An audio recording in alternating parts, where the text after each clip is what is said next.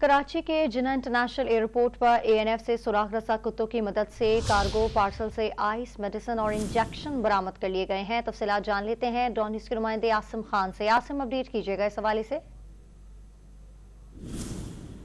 जी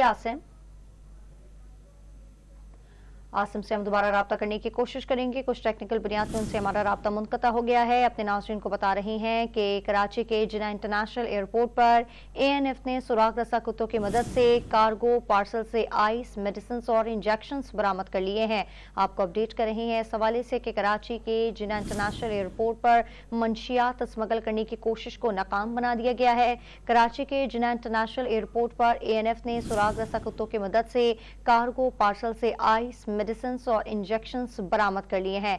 कराची के जिन्ना international airport पर मंशियात smuggle करने की कोशिश को नाकाम बना दिया गया है। सुराग रसा कुत्तों ने सूंघने के बाद पार्सल में मंशियात मौजूद होने की निशानदेही की।